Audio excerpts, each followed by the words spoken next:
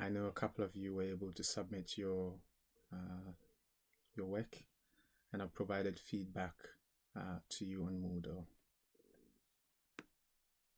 But I particularly felt the need to look at question 1 because for the other questions, I think the performance in the mock was okay. Some of you did, in fact, very well. There were perfect scores. A couple of people got 20 out of 20, which was great. If I just take you through the questions, question 2 wasn't particularly answered well, given that we looked at mortgage fraud. I was expecting that you would be able to provide more evidence of how you would check the authenticity of the various strands of income. So please have a look at that. I think you'll be able to do that from the marking guide, which I have uploaded on Moodle. Question 3 was also well done. People have a fair idea about the main sections of a witness report or a witness statement. What was lacking was examples of information that would come under the various sections. So again, look at the marking guide that I've uploaded on Moodle, where I've given you a lot more details. Question 4, the first part was a 50-50. People did somehow well. Remember, the key principles here are the principles around causation, how you would prove that the action or the inaction of the other party caused the loss or the economic damages. Okay, so look at that, and also maybe look at the concept of mitigation. The fact that if somebody has done something wrong, we also have the obligation to mitigate for the continuing losses. So look at that. The calculative part was not well done at all. So again, look at the marking guide. You had to split the various yearly incomes apart, and the withheld payments had to be moved into the future. So I've laid the workings out nicely for you in the marking guide. Question 5 was well done. I think there were a couple of people who again scored perfect marks here. For those who did well, they were able to demonstrate the importance of each of these to the work of forensic accountants. So proceeds of crime, it's good to know about what the act says, but it was even more important that you'll be able to demonstrate that when forensic accountants are looking at tracing various gains and hidden assets and all that, they would have to look at the information contained in the act, and of course the practice that has evolved in various court cases. So look at that famous case that we discussed in class, and you'll be able to see why knowledge of the law was crucial. The fraud triangle and data collection, and I mean, information on these are there in the slides and in the lectures that I recorded. So look at how you would relate them specifically to the work of forensic accountants. So that was just a quick tour through the other questions. But as I said, the main purpose of this video was to look at question 1, where I think most people struggled and probably need a bit of guidance. Okay, so this is a typical question that you would expect in your summative assessment, in your main assessment. And I think we emphasize that through the times that we spent in class. Those famous Friday afternoons, oh, how I miss them, when we had that double do, doing the lecture and then following that up with a seminar. I think in our seminars, we spend a bit of time looking at spotting the error in the work of other professionals. And remember, that is key to your work as forensic accountant, to be able to check to see whether other people have done the right thing. So we have emphasized that the elements of knowledge that you need to bring with you all the time as a forensic accountant somewhere under your belt. I mean, the basics of financial accounting, management accounting, and financial management. Well, financial management not in a very technical sense, but in the basic stuff that you have done in the first year and in some of your quantitative techniques kind of modules. Okay, so if you look at this question gave you a bit of a background story, but the main requirements here were for you to check the cost of equity calculation in this report, the cost of 9% bonds, the value for the shares involved, and also check the calculation of depreciation and impairment for 2019-2020. Let me just say this. I mean, these are easy marks. Please, when the requirement said write a report, and when it was stated here that you'll be given 6 marks for presentation, you really, guys, you really have to write a report. Okay, so your basic skills about communication should always be with you as a professional. You should be able to write formally and communicate your findings. So your classic report format would be identifying the addressees. Who are you writing the report to? Who are you? Identify yourself, not in person, but at least, I mean, who your role is, I mean, what your role is, and maybe a title, and have a quick introduction that talks about the elements of what you report. So in this report, I am verifying the accuracy of these items: cost of equity, cost of bond, value of the shares, and depreciation. Kind of that quickly, and then go on and communicate your findings. It is also then very important that you separate the main part of the report from the calculations. So your structure should be kind of a title, an introduction, your findings, and an appendix in which you show your calculations. So I think that gives you a fair idea. That would have given you 6 marks. I'm not really looking at the content there, just the quality of your presentation. Keeping that structure would give you 6 marks. And please do that not just for the forensic accounting module, but for for all the other modules. When a task, whether it's an assignment or an exam, says write a report, please write a report. Okay, so that's done. Let's highlight that. 6 marks to the wall. Bang. So now let's come to the first task there, the cost of equity. I think if I go through the marking guide this way, it will be better, so that I can keep it very simple. So I mean, this would be my appendix, right? This is how I would structure my workings. So workings 1 will be for cost of equity, workings 2 will be for cost of bond. Then I'll do the valuation of the share, and then workings 4 will be on the depreciation and the impairment. Right, and I have to remember that to calculate cost of equity, given the information here, where I have risk-free rate of return, beta, and all that kind of stuff, I need to remember then that I have to use a capital asset pricing model approach. And the formula is there, right? And then I come down here.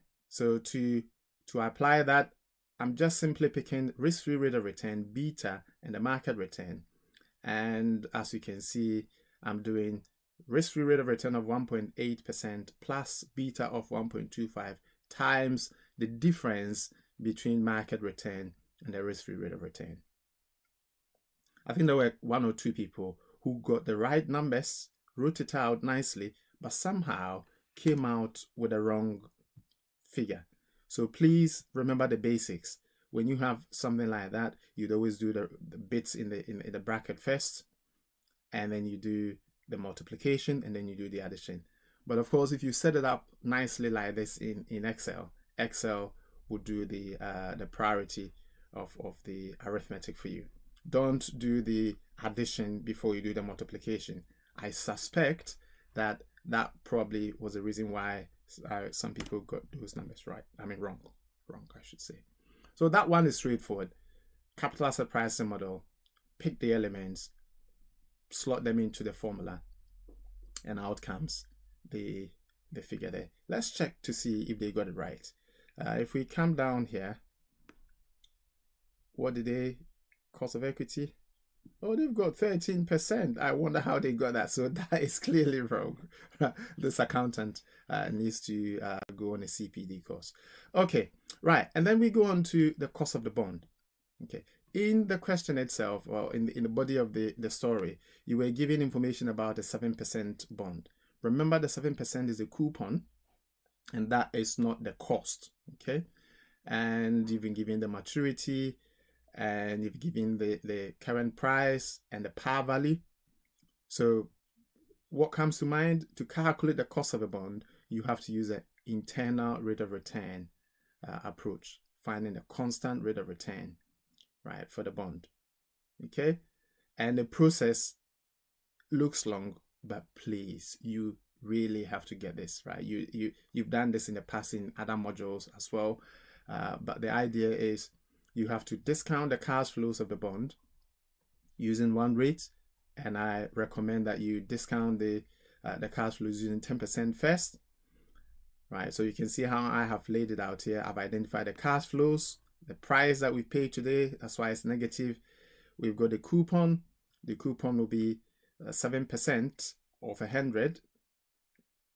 7% of 100 is 7. But then there's a tax rate of 20%. So we take 20% away, which gives us 80%. 80% of 7, 5.6. So every year for 4 years, the bond will be paying a coupon of 5.6. And at the end, the par value will be repaid. So these are the cash flows that we're going to discount. We're going to discount them first at 10%. So you can see the present value or discount factor for 10% for now is 1. And then I've got the annuity here. The reason why I'm using the annuity is that the coupon or the interest is going to be paid how many years? For 4 years. So it's repeatedly paid 4 times. So I have to find the annuity factor. Well, it's not that complex, because if I can find the present value factor for year 4, which is at the end of the contract period, then I will find it. So I always find the annuity factor after I have found the present value factor. Okay, so hold on to that. Right, when the 100 is paid, that 100 is paid in year 4, the present value factor will be calculated simply as 1 plus r raised to the power minus n. Okay, so 1 plus 10% raised to the power minus 4 gives me the present value factor, which you can pick from a table as well, of 0.683. Yeah. So once I find the present value factor for that single payment in year 4, finding the annuity becomes easier, because I can use a formula. I can just do 1 minus that present value factor divided by the rate of return. So 1 minus the present value factor divided by 10% gives me the annuity. And then I just multiply each of these present value factors by the cash flow, and I have the present value, right? And when I add all of that together, it gives me a negative NPV. Let's write NPV there, net present value. So if 10% has given me a negative NPV, then I would have to go down, use a lower rate to try and find a positive NPV. And I always move in step logs of 5. Right? So if I use 10% and it gives me, a positive, I would go up by 5 or 10 to use 15. But I use 10% and it's giving me a negative, so I have to go down. And I use 5%, do the same thing, find a present value factor for 5% for year 4, subtract that from 1 and divide by 5%, get the annuity factor, multiply 5.6 by that, get my present values, add them up, and get the net present value. So to find the IRR, let me just summarize. You are going to discount the cash flows of the bond using two rates of return, one of which is positive, one of which is negative. And then you can slot that into your linear interpolation formula. Okay, so linear interpolation formula, you use the lower of the two rates that you have used to discount these cash flows plus the NPV of that lower rate divided by that NPV minus the other NPV, the negative one. So that's why I've set it out nicely. So the lower rate plus the NPV of the lower rate divided by the NPV of the lower rate minus the NPV of the higher rate. And because this is a minus, it becomes plus, if you remember. So I get that factor, and then I do 10 minus 5. Okay, so that's the linear interpolation formula. That then gives me the IRR of 7.53. It looks long, but it's not long. Get the cash flows, discount them at 10%, find the NPV. If it's negative, get the lower discount rate, discount the same cash flows, find the positive, slot it in here, and find your IRR. So that would have been the IRR for the 7% bond. The question said you should calculate it for a 9% bond, which is still the same. You just get the opportunity to do it twice because you've got the cash flows this time, 9%. So you do 9% of 100, which is 9. You take away 20%, and you have 80%. So 80% of 9 is 7.2, which gives you that annuity. And you're just using the same present value factors, right? Let's start with 10%. So when I did with 10%, I get a negative. And again, I use a lower rate. I get a positive. I bang it in the linear interpolation formula, and it gives me the IRR of 9.14%. So that, I think, gives you the opportunity to do it twice. And I hope you'll be able to do it now, right? Okay, good. So that is done. But let's just check and see if the accountant was right. I wonder what they were doing. The cost of the debt. They use 8% somewhere. I don't know which one they were. Did they round theirs up? Just maybe they had rounded the 7.5% up. Who knows? Well, but if we wanted for a 9% bond, then it's 9% and not 8%. Anyway, you comment on that. The final bit of question 1 was about depreciation and impairment. Okay, so please do get this right. Right? I've shown you a lot of information here, but I think the key question or the key issue in this story is about when the impairment took place.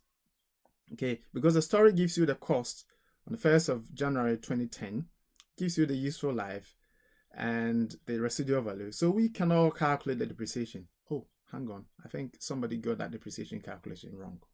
Right. So please remember, if you're doing straight line depreciation, it should be cost minus residual value divided by useful life. So 280 minus 40 is 240 divided by 10.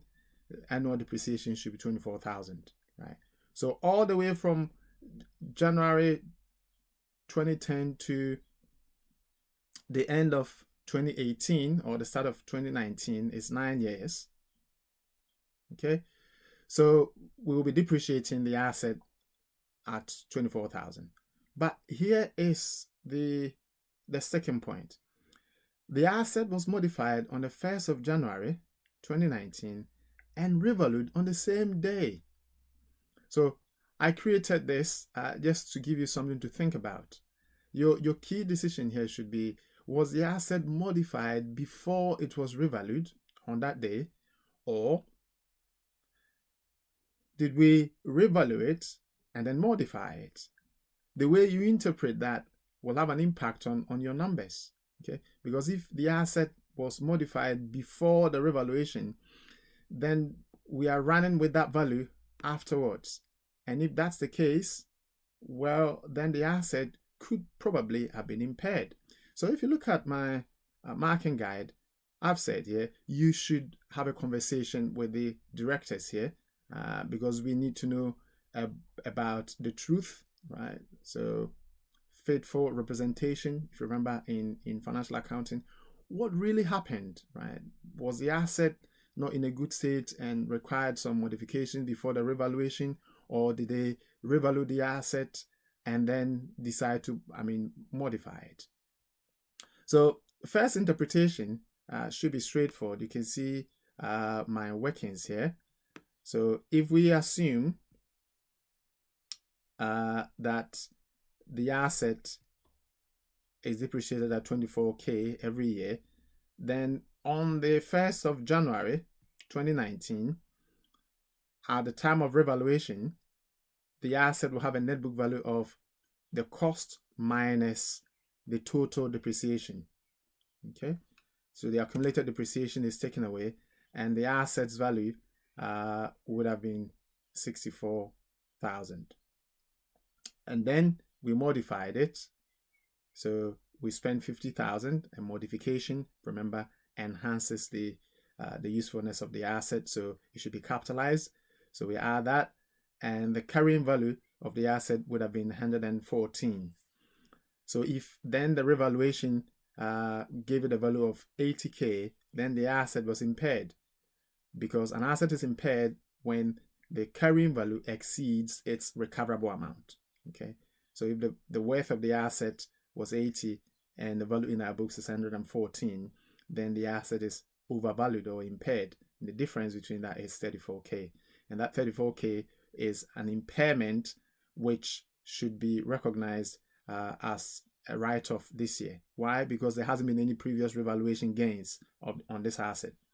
So we would depreciate the asset from that point onwards using the new value. So 80,000 minus the revised residual value divided by the 3 remaining useful years, and get 11,667. So the total amount that we have to write off this year should be the impairment loss and the annual depreciation, which is a sum of 45,667. So if the asset was revalued and modified on the same day, it's quite crucial to have a think. Okay, so you can see here we did a revaluation and then we added the modification cost. What do you think? What do you think about that?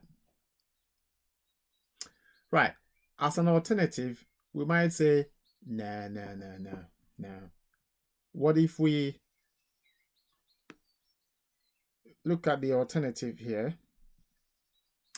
whereby we try and find the gain or the revaluation adjustment, and then we subsequently capitalize the modification cost. Okay, so if we decide to modify the asset after the revaluation, then we go back to the time when we were doing the revaluation. The net book value will be 64. Right? And where is the 64 coming from? The 64, remember, is the cost minus the accumulated depreciation. Right, so 64, and then we would compare that 64 with the revalued amount. So the value in our books was 64, if you like, the net book value, and the new value of the asset was 80, which means that we have a revaluation gain, there. So that is the difference between the new value of 80K and the net book value of the asset of 64.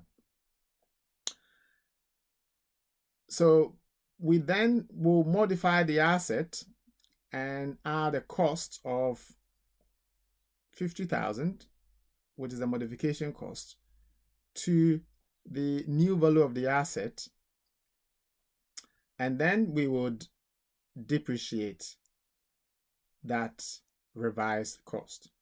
Okay, so let me take you through this. So what we're saying here is we revalue the asset and then we modify it. And if we do that, we will have a revaluation gain first, because the net book value was 64 and the revaluation amount, or the revalued cost, or the revised cost of the asset now, is 80. So we have a gain of 16,000, an upward lift of 16,000. Then after that, we have enhanced or modified the asset by spending another 50,000. So if we did, then we add the 50 to the 80, we subtract the new residual value, and then we depreciate the asset over the 3 remaining years. So what I've done is I've shown you the ledger accounts here for the revaluation to reconcile. But the most important thing here was for you to decide on whether the asset was modified and then revalued, or the asset was revalued and modified. Either interpretation will be right. In real life, you would do both as a forensic accountant, and then you would have a conversation with management to see the faithful representation, what really happened, and what is the state of the asset that should be reported. Thought that would be a short video, but it's getting long. But hopefully you found this useful. Have a go, and if you have any questions reviewing the marking guide, do drop me an email, send me a message, text, or Microsoft Teams, and let's catch up sometime. All the best.